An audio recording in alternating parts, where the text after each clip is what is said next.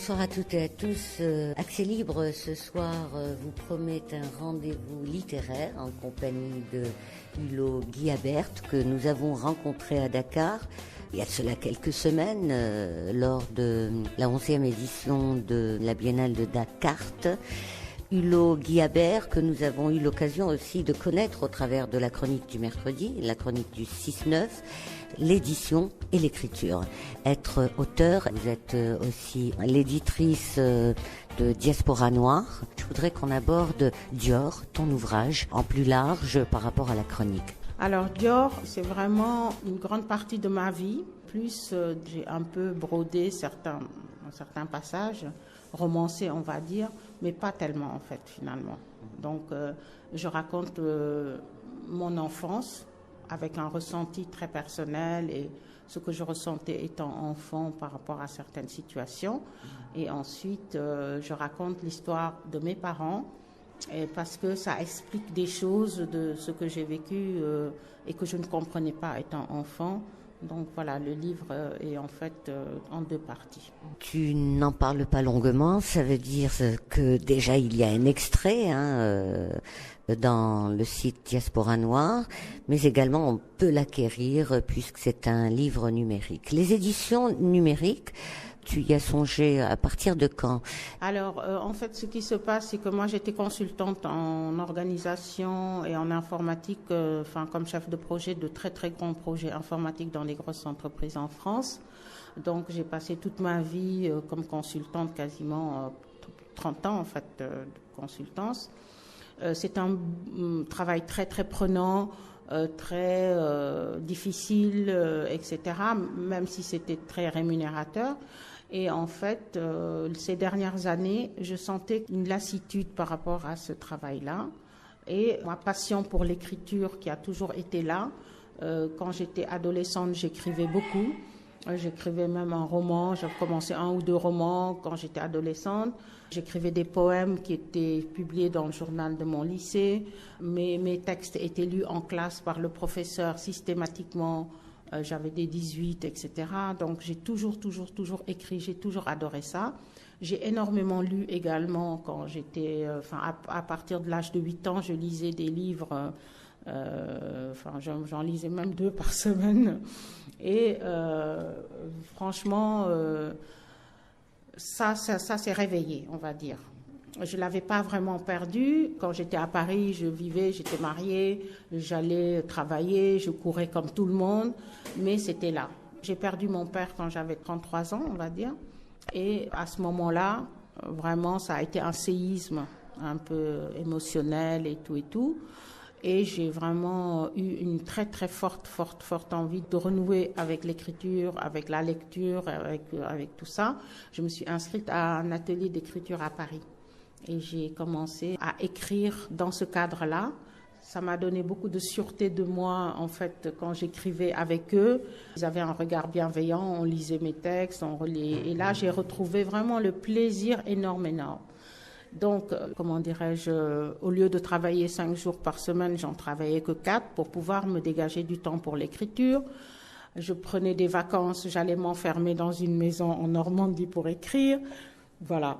Et puis, la réalité m'a rattrapée, j'ai recommencé à travailler beaucoup, mais c'était toujours derrière la tête. Petit à petit, je voyais que ce travail vraiment m'obscurcissait, je ne sais pas, j'avais une lumière qui s'éteignait en moi ou quelque chose comme ça. Donc, j'ai commencé petit à petit à réfléchir à qu'est-ce que je pourrais vraiment faire qui me plaise moi. Et pas juste obligée de gagner ma vie. Donc, à un moment donné, j'ai eu comme un déclic. Je me suis dit, finalement, le numérique, c'est facile. C'est plus abordable que d'aller faire des livres physiques imprimés, etc. Je présume que les éditeurs classiques, ils dépensent énormément d'argent, qu'il faut beaucoup d'argent au départ pour lancer une affaire. Pour moi, ça a été juste de faire un site et avec aussi un investissement très, très, très fort personnel. C'est-à-dire que j'ai passé 1 an et demi à faire que ça, sans aucune rémunération, avec juste mes fonds personnels. J'ai édité quasiment 19 livres en 1 an et demi. Je ne faisais que bosser, que bosser, que bosser. Donc voilà, et du coup, me voilà éditrice littéraire.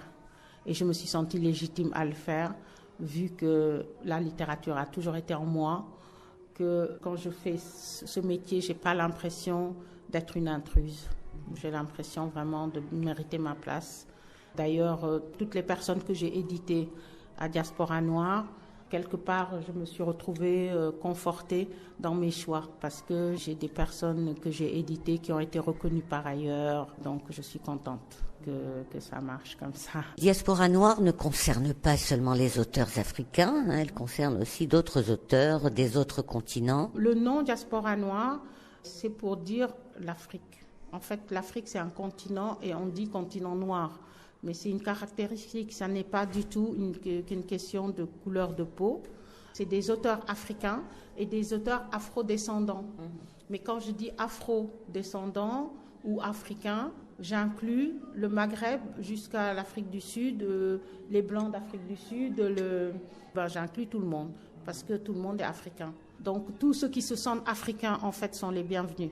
C'est-à-dire que j'ai des auteurs blancs qui sont venus vers moi, qui ont tellement l'Afrique dans les tripes que moi, je me sens pas du tout capable de leur dire « vous n'êtes pas africain », même s'ils ne sont pas nés en Afrique ni quoi que ce soit. Parce qu'il y a des gens qui portent l'Afrique en eux, qu'ils soient nés ailleurs, peu importe.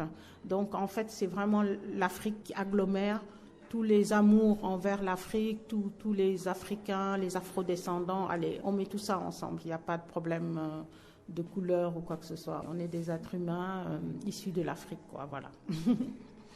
On va rester dans justement cet esprit de l'Afrique, l'Union africaine ou l'unité africaine, qui a pris un cours pendant un certain temps. Est-ce qu'on peut incriminer nos historiens parce que notre histoire a été écrite par d'autres? Alors moi, franchement, c'est mon thème de prédilection, l'histoire africaine, pour commencer par là.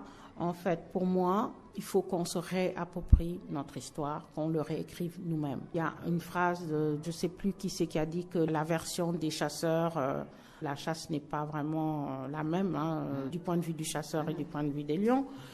Donc maintenant, le chasseur a eu tout son temps de raconter tout ce qu'il a voulu. Il nous a falsifié notre histoire, etc. Ça, c'est le chasseur. Eh ben, les lions, maintenant, vont raconter leur propre histoire. Et j'ai beaucoup d'espoir là-dessus parce que je vois que quand même ce thème commence à sortir dans certains pays. Ici au Sénégal, il n'y a pas si longtemps, le ministre de l'Enseignement supérieur a sorti 100 millions de son budget pour dire, voilà, réécriture générale, de l'histoire générale du Sénégal, réécriture. Donc, les Sénégalais vont commencer. Les 100 millions, c'est juste une petite mise tout de suite. J'ai beaucoup d'espoir que tous les autres pays vont s'y mettre. De toute façon, maintenant, on se rend bien compte que ce n'est plus possible de continuer à laisser cette histoire falsifiée nous définir. On ne peut plus être défini par le regard des autres. C'est-à-dire que nous, quand on parle de mémoire partagée, nous étions les compléments d'objets directs, il y avait le sujet. Le regard du sujet n'est pas comme celui de celui qui a subi. Exactement. Et donc ça, j'ai bon espoir. Ça prendra ce que ça prendra, mais moi, je pense que ce soit dans 10, 15, 20 ans, 30 ans, ce sera fait. Donc, je pense qu'on en prend le chemin. Il y a énormément d'intellectuels africains qui commencent à le dire ouvertement, clairement. La masse, la moyenne, les Africains moyens même se réveillent à ce niveau-là. C'est pas que les intellectuels. Donc ça, j'ai vraiment bon espoir. D'autre part, le volet politique, c'est-à-dire que on a quand même beaucoup de malgouvernance au Sénégal et partout ailleurs, dans toute l'Afrique. Maintenant, c'est pareil que cette histoire de problème de qui raconte quoi comme histoire. Nous, on commence à être conscients de tout ça. Les Africains commencent à être conscients de tout ça, commencent à vraiment se dire on va prendre les choses en main, nous, le peuple, on va essayer. Même si ça ne se voit pas encore trop, même si on a encore plein de problèmes, etc. Moi, je sens que derrière, en fait, je dis souvent, c'est sous le capot. Sous le capot, ça gamberge, ça sort. On n'est plus du tout dans une époque où on peut nous berner, que ce soit nos gouvernants, que ce soit l'élite internationale, je dirais même l'oligarchie internationale. Et les Africains sont maintenant conscients. Donc moi je me bats sur beaucoup de fronts, en tout cas pour dénoncer. Donc je dénonce le bradage des terres africaines, c'est ce qui se passe aujourd'hui. Il se passe ça à Madagascar, ici au Sénégal, etc. On a plein de villages qui se battent tout seuls contre des promoteurs ou je ne sais pas comment les appeler qui viennent s'approprier leurs terres et on n'en entend pas trop parler. Donc voilà, il n'y a pas si longtemps, on a eu un scandale ici avec un mur qui s'est érigé sur le littoral sénégalais à Dakar.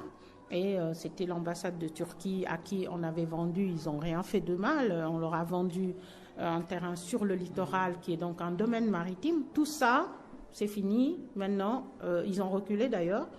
Les Sénégalais se sont battus, il y a eu des gaz lacrymogènes ou autres, mais finalement le président a reculé par rapport à ça. Ce n'était pas d'ailleurs lui qui avait fait la vente, mais bon, bref, voilà.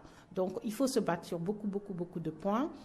Et puis pour les alternances également, il n'y a pas de raison que des présidents soient élus à vie comme ça. Enfin, voilà. Donc le bourrage des urnes, tout ce qui se passe en Afrique va finir. Moi, j'y crois.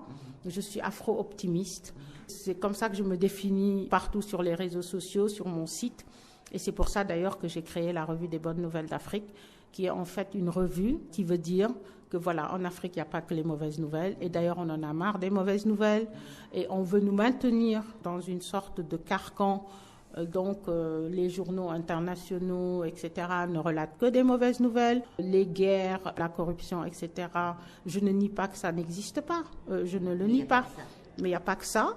Et d'ailleurs, même ce qu'il y a aujourd'hui, certaines guerres et tout, moi, je pense que ça, c'est pas préfabriqué, hein. Bon, donc on en veut à notre pétrole, on en veut à nos richesses, on en veut à notre sous-sol. Donc on n'arrête pas de fomenter des guerres chez nous et après de venir jouer les pompiers pour essayer de nous dire voilà, on vient vous sauver. On en a marre d'être sauvés, c'est bon. On ne veut plus être sauvés. Et si on pouvait nous laisser tranquilles, je pense que la paix régnerait. Maintenant, malheureusement, on a un sous-sol riche, donc ça crée des envies. Et c'est ça qui est notre malheur. Mais ça va finir. Moi, j'y crois vraiment. Actuellement, il existe un nouveau fléau, je dirais pas un nouveau, mais un fléau qui revient, qui a d'abord provoqué des carnages dans certains pays arabes, en Afrique du Nord, et maintenant qui circule, qui est en train de ramper à l'intérieur du continent. C'est le fléau intégriste islamiste, justement. Alors moi, franchement, pour ça, c'est pareil. Je vais encore être traitée de complotiste ou je ne sais pas quoi, mais je pense que toutes ces mouvances islamiques ont été fabriquées par certaines grandes puissances qui veulent déstabiliser les pays. Voilà. On a vu ce qui s'est passé en Libye. Maintenant, la Libye est 3 fois ou 4 fois pire qu'avant. On nous explique qu'ils ont sauvé la Libye, ils n'ont rien sauvé du tout. Ils sont venus, ils se sont appropriés les richesses, ils sont repartis en laissant le pays à feu et à sang. Et maintenant, c'est devenu le chaos total. Donc, chaque fois qu'ils rentrent dans un pays, ils font ça. Ça a été le tour du Mali. Après, c'est la Centrafrique. Et bientôt, ce sera le Nigeria. Parce que cette histoire de Boko Haram, franchement, moi, je me dis que est-ce que c'est vraiment naturel, ce genre de truc à l'Afrique ? C'est pas naturel. Les Africains ne sont pas naturellement intégristes, je ne pense pas. Donc ça a toujours eu un islam modéré, un catholicisme modéré, et d'ailleurs les Africains ont toujours été animistes derrière, malgré les religions qu'ils adoptent. Pour moi, c'est des choses fabriquées de toutes pièces, des gens qui sont armés par des puissances étrangères et qui sont là pour déstabiliser. Voilà. Maintenant, c'est vrai que ces jeunes filles, ça me fout en l'air de savoir 200 et quelques jeunes filles comme ça dans leurs mains. Mais franchement, je me dis qu'il y a des responsables quelque part qui sont autres. Je ne sais pas qui, mais en tout cas, ça ne me paraît pas naturel, cette histoire. Voilà. Quand on parle d'intégrisme aussi, on a des appréhensions. Quand on voit certains pays comme le Sénégal, comme le Mali aussi, le phénomène existe dans ce pays également. Et surtout certaines régions comme Saint-Louis, où on est impressionné, où des imams adoptent des enfants qui leur sont offerts par les parents afin qu'ils s'en occupent et qui leur apprennent la culture de la mendicité, disant que Amadou Bamba a recommandé la mendicité. Est-ce que les talibés sont une armée toute faite préfabriqués aussi pour détruire le pays au nom de quelque chose. Là, le problème des talibés, c'est encore autre chose, en fait. Ici au Sénégal, surtout. Les talibés, moi, je les connais depuis que je suis toute petite. C'est les enfants qui mendient dans les rues. Donc, quand j'étais petite, en fait, il n'y avait pas ce phénomène de l'ampleur d'aujourd'hui. D'après ce que j'ai compris, au Sénégal, il y a toujours eu un islam très modéré. D'après ce que j'ai compris, les talibés ont toujours été confiés à leur maître coranique pour apprendre le Coran. Et d'après ce que j'ai compris, je mets toujours des guillemets parce que bon, je ne veux pas dire des bêtises, mais d'après ce que j'ai compris, ils doivent acquérir l'humilité en allant mendier leur pitance. Et il y a aussi un autre côté, c'est que le maître coranique en avait 30 ou 40, ne pouvait pas les nourrir, et c'était une sorte de solidarité de la communauté. Donc, dans mon enfance, les talibés ne mendiaient qu'au moment des repas. Une fois qu'on avait fini les repas dans les maisons, ils arrivaient, ils mendiaient, on leur donnait dans leur gamelle, ils mangeaient et hop, ils repartaient étudier. Ça a toujours été comme ça. Le problème maintenant, ce n'est plus du tout comme ça. C'est-à-dire que les enfants sont dans les rues du 8h du matin ou 7h du matin jusqu'à 22h des fois le soir. Moi, j'en croise à des heures vraiment indues. Et il y en a de plus en plus. Et on ne s'en occupe pas. Leur maître coranique ne s'en occupe pas, en tout cas certains. Donc, ils sont dehors, ils sont habillés en guenilles, ils n'ont pas de chaussures, ils ont le corps couvert de maladies, etc. Ils mendient, ils doivent ramener pour certains maîtres coraniques, en tout cas pas tous, mais il y en a beaucoup, qui demandent une certaine somme à l'enfant le soir. Et s'ils n'ont pas cette somme, il paraît qu'ils sont battus. Bon. Moi, franchement, je me bagarre depuis au moins 2 ou 3 ans sur ce phénomène. En fait, je ne veux même pas parler de la religion par rapport à ça. Parce que je me dis, ça n'est même pas le problème. Le problème, c'est que les enfants ne doivent pas mendier. Le problème, c'est que les enfants ne doivent pas être dans la rue. Ce n'est pas leur place. Les enfants doivent être dans les familles, chez leur maître coranique s'ils veulent apprendre le Coran, à l'école s'ils veulent apprendre autre chose, mais certainement pas dans la rue. Donc, je veux carrément me débarrasser du problème culturel, religieux, de toutes sortes de natures. Je m'en fiche, je ne veux même pas savoir de quelle nature est le problème. Je veux juste dire que ça doit être interdit par l'État, parce que ce n'est pas normal qu'un enfant mendie. L'État du Sénégal a signé beaucoup de traités internationaux sur la protection de l'enfance, donc ils doivent respecter ces traités qu'ils ont signés et faire leur mission. Leur mission, c'est de protéger les citoyens les plus faibles. Les enfants, c'est les citoyens les plus faibles. Donc, je demande à l'État de remplir sa mission par rapport aux talibés, et c'est tout. Je ne veux pas qu'on m'entraîne dans un débat complexe, culturel, religieux, je ne sais pas quoi. Voilà. Les enfants ne doivent pas mendier, point. Point trait. Voilà. Et si les conséquences de cette interdiction, ça doit être que l'État doit financer les daras, donc les maisons où on apprend le Coran, eh ben, ils n'ont qu'à financer. Parce qu'ils financent l'école française, ils n'ont qu'à financer cette école-là aussi, etc. Ça rentre dans la mission de l'État. Donc, l'État n'a qu'à se débrouiller et faire en sorte que ces enfants ne soient pas dehors en train de mendier. Et ces enfants, c'est notre avenir. On est en train d'hypothéquer notre avenir en mettant ces enfants dans les rues. Ils sont battus, ils sont maltraités, ils ne mangent pas, etc. Comment voulez-vous qu'un enfant comme ça grandisse dans de bonnes conditions et soit un adulte responsable après? C'est pas possible. Donc, je me bagarre là-dessus. J'ai prévu une manifestation que j'espère monstrueuse le 16 juin. Le 16 juin, c'est la journée internationale de l'enfant africain. Et cette date symbolique, j'aimerais que tout le monde soit dans la rue pour dire non, on ne veut plus d'enfants dans les rues. Stop à la mendicité des enfants et qu'on épingle un carré rouge sur sa poitrine en signe de protestation, même si on n'est pas dans la manifestation. Les journalistes qui présentent le journal ou les gens dans leur bureau, etc., que tout le monde mette ça pour montrer en fait son refus. Voilà. Ça, c'est ce que je prépare en ce moment. Le 16 juin, c'est bientôt et j'espère qu'on aura une grande manifestation. Il y aura beaucoup d'enfants qui viendront des associations qui s'en occupent et beaucoup d'associations. Et en fait, on essaye de faire un collectif de citoyens et d'associations. Je voudrais revenir à ta plume, ta littérature, qui est très imagée, très descriptive. On a l'impression que c'est de la prose, c'est une forme de poésie, surtout dans l'histoire de Dior que tu nous présentes. C'est-à-dire que l'enfant dans l'histoire devient un prétexte.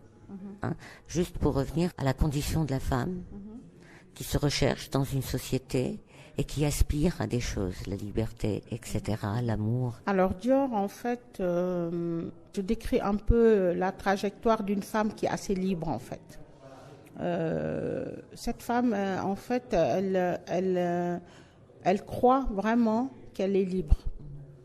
Elle croit qu'elle est libre de choisir sa vie, elle croit qu'elle est libre d'aimer qui elle veut, elle pense qu'elle est libre de se marier avec qui elle veut, d'être heureuse, d'avoir des enfants, etc., de se faire sa vie. Et en fait, au départ de chaque adolescence, en fait, on va dire, les adolescents sont quand même assez naïfs, assez dans l'espoir d'une belle vie, etc. Donc, je raconte dans Dior une adolescence un peu insouciante comme ça, sympa, les gens vont danser, ils ont leur premier amour et ils rigolent ensemble, etc. Et puis il y a le couperet de la société qui tombe à un moment donné, qui vient leur rappeler qu'en fait ils sont libres de rien du tout. Et très souvent d'ailleurs, on parle des femmes, mais les hommes aussi subissent ça, parce que les parents sont quand même une emprise sur la vie de ces adolescents, une emprise de la vie sur les femmes, ça se voit encore plus parce qu'elles sont soumises, elles sont opprimées quand même. Mais finalement, Édouard, le pauvre, il aime Dior et lui, il se retrouve aussi dans une situation qu'il n'a pas choisie. Et puis Dior a quand même aussi son orgueil qu'il a mis aussi dans une certaine situation.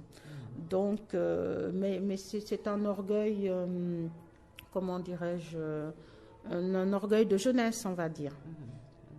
Elle n'a pas fait attention que son orgueil pouvait lui détruire sa vie. Mais en tout cas, voilà. Elle se dit non, ils ne m'auront pas. Elle se dit non, c'est pour ça que Dior s'appelle le bonheur volontaire. Parce qu'elle dit, moi, avec de la volonté, je peux contourner. Donc, elle essaye de contourner. Elle essaye de ruser. Ils font des conseils entre eux, les gamins, là, les adolescents, avec son amoureux ou autre, ils se réunissent, ils disent, bon, bah voilà, les parents ont dit ça, nous on va faire comme ci, comme ça, et on va les mettre devant le fait accompli, etc. Et donc, ils ont fait ça, ils ont eu une victoire un peu amère, mais une victoire quand même, et au final, c'est pas une victoire au final. Ils se rendent compte quand même que la société a fini quand même par les broyer et par les mater, je pense. Voilà. Et voilà. Mais quand même, je commence, la première page de mon livre, je mets une phrase, je dis que tout ce qui arrive est nécessaire. Et j'y crois beaucoup. C'est-à-dire que je pense au destin, je crois au destin, et je pense vraiment que le destin est implacable quelque part. Mais il est implacable, pas dans le mauvais sens du terme. Je pense que tout ce qui arrive dans la vie de quelqu'un est nécessaire pour l'évolution spirituelle de cette personne. C'est ça que j'ai voulu dire. Parce qu'en fait, moi, finalement, j'ai été victime de tout ça, mais je juge que ça a été nécessaire à mon évolution et à ma vie. Je pense que sinon, je ne serais pas ce que je suis aujourd'hui. Donc finalement, c'est pas si mal. C'est des leçons. Merci beaucoup Hulot Bail Guiabert. Nous restons ici chez Diaspora Noire. Tu vas nous dire un peu maison d'édition, mais également restaurant. Ici, on se trouve à Dakar, donc à la zone A, où j'ai créé une maison, un peu maison des arts, on va dire, qui s'appelle le Nubi Art. Alors Nubi pour l'Afrique et art au pluriel, donc Nubi-art au pluriel. Et dans cette maison, en fait, j'ai l'ambition de faire vraiment beaucoup pour les artistes, de mettre en exergue l'édition. Donc, c'est chez Diaspora Noire. C'est un restaurant africain également, mais africain pas que sénégalais. Donc je suis panafricaine, donc voilà, ça va se ressentir dans les plats. C'est une maison où on va avoir 2 chambres d'hôtes. C'est une maison où les murs sont couverts de beaux tableaux qui se vendent également. Une petite boutique qui vend de l'artisanat de qualité. On va faire des soirées littéraires. On va faire des soirées poésie, du slam. On va faire un peu de musique acoustique. En fait, ça va être vraiment une maison avec toute forme d'art possible et imaginable. Et je suis très contente. J'ai ouvert il y a juste un mois. En fait, Diaspora Noire donc, a un site qui s'appelle www.diaspora au pluriel-noir au pluriel.com. Et dans ce site, on trouve les livres de Diaspora Noire qu'on peut télécharger directement ou commander en édition papier. Et il y a aussi la revue des bonnes nouvelles d'Afrique. Et on a 500 personnes par jour actuellement qui se connectent pour lire ces revues de bonnes nouvelles d'Afrique. Et c'est des gens du monde entier, c'est des gens de la diaspora du monde entier. Merci beaucoup Hulot Bail-Guihabert. Dans un petit moment, nous allons retrouver 2 auteurs Diaspora Noire que vous avez édités. Un des 2 est également plasticien. Nous allons parler de son œuvre qui est exposée actuellement au Nubi Art. Dans le cadre du OFF du Dakar. Donc on participe au Dakar dans le cadre du OFF et c'est Fachello qui est auteur, peintre et musicien aussi. C'est un artiste très complet. Et en fait, il a publié un recueil de poèmes chez Diaspora Noire qui s'appelle Mon rêve, la paix dans le monde. Et on va mettre son livre à disposition également pendant l'exposition. Merci Hulot. Donc après une courte pause, nous reviendrons au Nubi.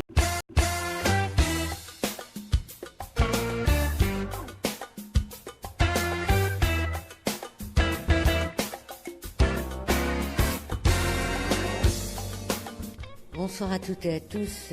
Accès Libre ce soir vous promet un rendez-vous littéraire en compagnie de Hulot Guihabert que nous avons rencontré à Dakar il y a cela quelques semaines lors de la 11e édition de la Biennale de Dakar.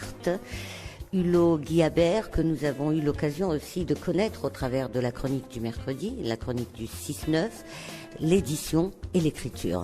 Être auteur, vous êtes aussi l'éditrice de Diaspora Noire. Je voudrais qu'on aborde Dior, ton ouvrage, en plus large par rapport à la chronique. Alors Dior, c'est vraiment une grande partie de ma vie. Plus j'ai un peu brodé certains passages, romancé on va dire, mais pas tellement en fait finalement. Donc je raconte mon enfance avec un ressenti très personnel et ce que je ressentais étant enfant par rapport à certaines situations. Et ensuite je raconte l'histoire de mes parents et